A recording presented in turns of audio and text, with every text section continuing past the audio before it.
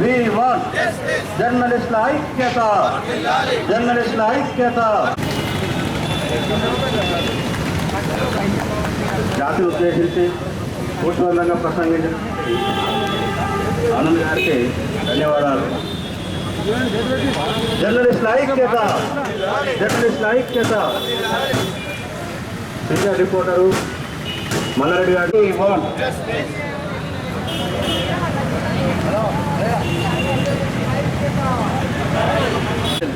జర్నలిస్టుల ఐక్యత, జర్నలిస్టుల ఐక్యత. సాధిద్దాం, సాధిద్దాం, సాధిద్దాం, సాధిద్దాం. జర్నలిస్టుల ఐక్యత, జర్నలిస్టుల ఐక్యత. సాధిద్దాం, సాధిద్దాం.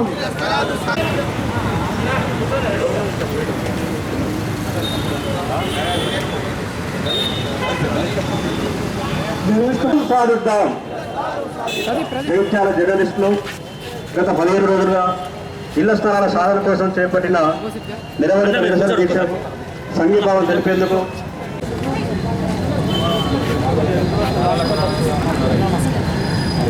గత 3 దశాబ్దాలుగా జగిత్యాల జిల్లా కేంద్రంలో పనిచేస్తున్న జర్నలిస్టులకు న్యాయం కూడా అందకపోవడంతో ఎన్నో ప్రభుత్వాలు మారినాయి, ప్రజాప్రతినిధులు మారారు.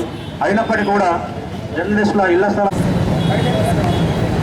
గత 30 ఏళ్లుగా పాతికేయ వృత్తిలో కొనసాగుతున్న మా జర్నలిస్టులు రాజ్యాంగబద్ధంగా న్యాయంగా రావాల్సిన ఇళ్ల స్థలాల కోసం గత 30 ఏళ్లుగా పోరాటం చేస్తున్న మమ్మల్ని ఇటు ప్రజాప్రతినిధులు కానీ అటు ప్రభుత్వాలు కానీ అధికారులు కానీ పట్టించుకోక మమ్మల్ని తీవ్ర ఇబ్బందులు పడుతున్న నేపథ్యంలో పలుసార్లు ప్రజాప్రతినిధుల చుట్టూ అధికారుల చుట్టూ తిరిగినా మీకు రేపిస్తాం మాపిస్తామంటూ కాలయాపన చేస్తూ మమ్మల్ని అంటే వాస్తవంగా మమ్మల్ని పట్టించుకోకుండా వారి అసలు ఏమర్థం వస్తుందో మాకు తెలియట్లేదు, మేమేమో మనులు అడుగుతలేం, మాణిక్యాలు అడుగుతలేం, ఏం గొంతమ్మ కోరికలు కూడట్లేదు.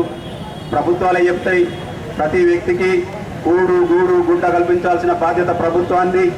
మేము అన్ని వర్గాల సంక్షేమమే మా ధ్యేయం. మేము ఇల్లు లేని నిరుపేదలందరికీ సొంతింటి కళ నెరవేరుస్తామని చెప్తుంటే మేము 30 ఏళ్ళుగా మా సొంతింటి కళ నెరవేర్చాలి అయ్యా, మాకు నివేశన స్థలాలు మంజూరు చేయండి, మేము ప్రజాహితం కోసం పనిచేస్తున్నాం, మేము ప్రజా సమస్యలను ఎత్తి చూపుతున్నాం, అవినీతి అక్రమాలను వెలికితీస్తున్నాం, ప్రభుత్వ పథకాలను సంక్షేమ అభివృద్ధి పథకాలను ప్రజల దగ్గరికి చేర్చే ప్రయత్నం చేస్తున్నాం. ఇన్ని చేసినా మేము ప్రజల గురించి ప్రజా సమస్యలను ఎత్తి చూపుతున్నాం. మామూలు కూడా పట్టించుకోకుంటే ఇక మాకు పట్టించుకునేవారు ఎవరు, మా దిక్కెవరు? అసలు మేము ఎన్నేళ్ళు ఇట్లా పోరాటం చేసుడు, ఎన్నేళ్ళు ఇట్లా మేము నిరీక్షించుడు. ఇక ఏదో తాడో పేడో తేల్చుకుందాం, ఇళ్ల స్థలాలు వచ్చే వరకు మనం ఆందోళన బాట పట్టక తప్పది. ఈ ప్రభుత్వాల కనువిప్పు కలిగించాల్సిన బాధ్యత తీసుకుందాం. మనం పాతికేయులమంతా ఒక ఐక్యంగా ముందుకు సాగుదామని చెప్పేసి గత 15 రోజులుగా ఆందోళన బాట పట్టినాం. ఆందోళన బాటలో భాగంగా మొట్టమొదటగా మొదటి రోజున రాజ్యాంగ నిర్మాత డాక్టర్ బాబాసాహెబ్ అంబేద్కర్ విగ్రహానికి వినతిపత్రం ఇచ్చి, అయ్యా మాకు రాజ్యాంగబద్ధంగా రావాల్సిన హక్కులు నెరవేరేలా చూడండి, ఈ ప్రభుత్వాలు పాలకులు మమ్మల్ని పట్టించుకోవట్లేదు, వారికి కనువిప్పు కలిగేలా మీ ద్వారా మేము వినతిపత్రం ఇస్తున్నాం, మీరైనా మీ ద్వారానైనా కనువిప్పు కలగాలని కోరినాం.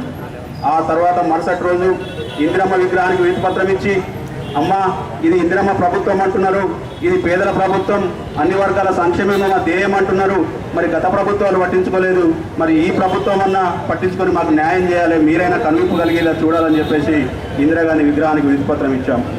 ఆ తర్వాత తహసీల్దార్ కార్యాలయం నుంచి మొదలుకుంటే కలెక్టర్ కార్యాలయం వరకు వినతిపత్రాలు ఇచ్చి, అయ్యా మమ్మల్ని ఒక ఇంటివాళి చేయండి, మేము 30 ఏళ్ళుగా ప్రజాసేవలో ఉన్నాం, మేమేం గొంతమ్మ కోరికలు కోరట్లేదు, మీరే కదా ఇళ్ల స్థలాలు ఇస్తాం గృహాలు కట్టిస్తామని చెప్తున్నారు, మరి మేము అంతా కొడితే ఒక 100 మంది ఉంటాం, 100 మందికి ఇవ్వలేని పరిస్థితి కూడా లేదు, ప్రభుత్వ భూములు ఉన్నాయి అని చెప్పేసి మేము వేడుకున్నాం. మమ్మల్ని ఎవరు కనికరించకపోవడంతో ఇక పోరుబాట పట్టాల్సిన పరిస్థితి వచ్చింది. ఈ పోరుబాట ఈ నిరసన దీక్ష ఈ రోజుతో 12వ రోజు. అన్ని వరకు ఇటు ప్రభుత్వంలో ఉన్నవారు అటు ప్రతిపక్షంలో ఉన్నవారు అందరూ వచ్చి మీకు మేము ఉన్నామంటున్నారు తప్ప మిమ్మల్ని ఒక ఇంటి వారి చేస్తాం, మీ న్యాయమైన డిమాండ్ నెరవేరుస్తామని ఎవరు స్పష్టమైన హామీ ఇవ్వట్లేదు. దయచేసి ప్రభుత్వాలు ఇప్పటికైనా స్పందించాలని, మాకు సొంత నివేశన స్థలాలు కల్పించి సొంతింటి కళ నెరవేర్చాలని కోరుతున్నాం. గత 12 రోజులుగా ఇక్కడే ఉదయం నుంచి సాయంత్రం వరకు కూర్చొని నిరసన కార్యక్రమాలు చేస్తున్నాం. మేము కొన్ని సందర్భాల్లో మా కుటుంబ సమస్యలను సైతం పక్కన పెట్టి ప్రజా సమస్యలను ఎత్తి చూపుతూ మేము వారి సంక్షేమం కోసం, అభివృద్ధి కోసం కృషి చేస్తున్నాం.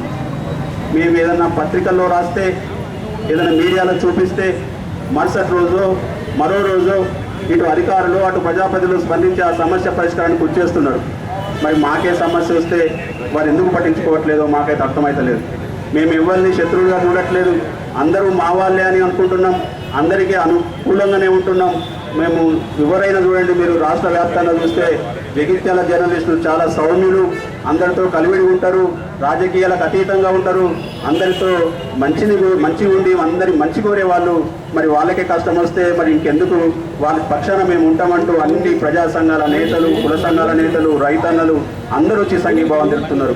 అయ్యా మీకే కష్టం వస్తే మరి మా కష్టం వచ్చినప్పుడు మమ్మల్ని ఎవరు పట్టించుకుంటారని చెప్పేసి బాధని వెచ్చించి, మా తమ్ముళ్ళకు కష్టం వచ్చింది, వారికి నేను సంఘీభావం తెలపాలి, వారి సమస్య పరిష్కారం కోసం కృషి చేయాలనే ఒక గొప్ప సంకల్పంతో ధర్మపురి అరవింద్ గారు, మన నిజామాబాద్ ఎంపీ అరవింద్ గారు మన కోసం సమయాన్ని వెచ్చించి మన దీక్షా శిబిరానికి విచ్చేసినందుకు వారికి మా పాత్రికేయుల పక్షాన ప్రత్యేకంగా ధన్యవాదాలు, నమస్సుమంజలు తెలియజేస్తూ వారిని ఈ దీక్షా శిబిరాన్ని ఉద్దేశించి మాట్లాడాల్సిందిగా మన ఎంపీ గారు. ఇట్లా పోరాటం చేసుడు, ఎన్నేళ్ళు ఇట్లా మేము నిరీక్షించుడు, ఇక ఏదో తాడో పేడో తేల్చుకుందాం, ఇళ్ల స్థలాలు వచ్చే వరకు మనం ఆందోళన బాట పట్టక తప్పది. ఈ ప్రభుత్వాల కనువిప్పు కల్పించాల్సిన బాధ్యత తీసుకుందాం. మనం పాత్రికేయులమంతా ఒక ఐక్యంగా. శ్రీరామ్, ఇవాళ జగిత్యాల్లో ఇదే రకంగా నిజామాబాద్ జిల్లా, నిజామాబాద్ పట్టణంలో పాత్రికేయ సోదరుల ఇబ్బందులు, ప్రత్యేకంగా గృహాల కోసం డిమాండ్లు గత 7 సంవత్సరాల నుంచి, నేను రాజకీయాలకు వచ్చినప్పటి నుంచి డిమాండ్ వినబడుతూనే ఉన్నది. ఇవాళ మీరు రోడెక్కి ఇవాళ ఇంత పెద్ద దీక్ష చేస్తున్నందుకు మీకు నేను శుభాకాంక్షలు తెలియజేస్తాను. ఇదేమి కొత్త కాదు. ప్రభుత్వాలు జర్నలిస్టులకి ప్లాట్లు ఇవ్వటము కొత్త ఏం కాదు. హైదరాబాద్లో నడి ఒడ్డున హార్ట్ ఆఫ్ ద సిటీ జూబ్లీహిల్స్లలో, ఇప్పుడు డెవలప్ అవుతున్న హైటెక్ సిటీ ప్రాంతంలో అనేక కాలనీలు ఉన్నాయి. జర్నలిస్ట్ కాలనీస్ పేరు ఇప్పటికీ అదే కాలనీ పేరు, జర్నలిస్ట్ కాలనీ పేరు మీదనే నడుస్తూ ఉంటాయి. అక్కడ పెద్ద పెద్ద ఇల్లు, కోటీశ్వరులు ఇల్లు కట్టేసుకున్నారు. కాబట్టి దానికి తోడు మీరందరూ ఏదో అవుట్ ఆఫ్ ద వై పోయి కొత్తగా అడిగిందేం లేదు, వాళ్ళే ప్రామిస్ చేశారు. ఇక్కడ ప్రభుత్వాలలో ఉన్న, ఇంతకుముందు ఉన్న బీఆర్ఎస్ పార్టీ ప్రభుత్వం కానీ, ఇప్పుడున్న కాంగ్రెస్ పార్టీ ప్రభుత్వ నాయకులు కానీ వాళ్ళే ప్రామిస్ చేసారు, వాళ్ళే అడ్డం పడుతున్నారని కూడా తెలిసింది నాకు. కానీ పనికి మళ్ళీ రాజకీయాలు పనిచేయండి. పేరు ఎవరికి వస్తుంది, ఎవడికి రాదు, చరిత్రలో ఎవడు మిగిలిపోతాడు, ఎవడు మిగిలిపోడు, మంచోడు మిగిలిపోడు, మంచి పని చేస్తే మిగిలిపోతాడు, అడ్డం పడితే చరిత్రలో కూడా మిగిలిపోతాడు. నేను ఎంపీగా ఇప్పుడు నెక్స్ట్ నేను కలెక్టర్ గారి దగ్గర మీటింగ్ పోతా ఉన్నా. నేను ముఖ్యమంత్రి గారికి పర్సనల్గా మాట్లాడతాను. మా పార్టీ తరఫున ఎందుకంటే మేము కూడా మీ దగ్గరకు వచ్చి స్పీచ్ ఇచ్చిపోడు కాదు, మా పార్టీ తరఫున కమిట్మెంట్గా ఉండాలని కిషన్ రెడ్డి గారిని కూడా లిఖితపూర్వకంగా ముఖ్యమంత్రికి రాయమంటాను. నేను పర్సనల్గా మాట్లాడతాను. We will make sure that it happens. మీకు ఇళ్ల పట్టాలు ఈ ప్రభుత్వం, ఇప్పుడు ఉన్న ప్రభుత్వం కూడా వాళ్ళ వాగ్దానం ఉన్నది. ప్లస్ మీ ఇళ్ల పట్టాల కోసం ఆల్రెడీ బ్యాక్గ్రౌండ్ పని అయ్యి ఉన్నది. కొందరు పని చేస్తున్నారు, కొందరు అడ్డం పడుతున్నారు. అడ్డం పడేటోళ్ళని అడ్డం పడొద్దని కోరుతా ఉన్నా. చిన్న కానీ పెద్ద కానీ అడ్డం పడకండి. ఒక మంచి కార్యక్రమం జరుగుతూ ఉంది. వాళ్ళకి ఏం పెద్ద మీరు ఎకరాలు కూడా ఇచ్చేటిది కాదు. చిన్న ప్లాట్లు ఇస్తారు ఒక్కొక్క వ్యక్తికి. ఎలిజిబుల్గా ఉన్న జర్నలిస్టులకి ప్లాట్లు ఇవ్వాల్సిన బాధ్యత ప్రభుత్వాలది కూడా ఉన్నాయి. కాబట్టి నేను ఇక్కడ మీ అందరినీ రిక్వెస్ట్ చేస్తూ ఉన్నాను, I will make sure it happens. దయచేసి మీరు దీక్ష విరమించండి. ఇప్పుడు నేను కలెక్టర్ గారితో మాట్లాడతాను, ముఖ్యమంత్రికి రాస్తాను, ముఖ్యమంత్రి గారితో మాట్లాడతాను. మా పార్టీ తరఫున కూడా ఇవాళ మేము అపోజిషన్లో ఉన్నాం. ఇక్కడ రేపటి నాడు దేవుడి దేవాల ప్రభుత్వంలోకి వచ్చినా కూడా ఇటువంటి కార్యక్రమాలు కొనసాగాలి కాబట్టి పార్టీ తరఫున కూడా కమిట్మెంట్ ఇచ్చే విధంగా చేస్తాం. దయచేసి అందరూ మిత్రులకు కోరుతున్నది, దీక్ష దయచేసి విరమించండి. తప్పకుండా ఈ పని అయ్యేటట్టు మనం చేద్దాం. Thank you.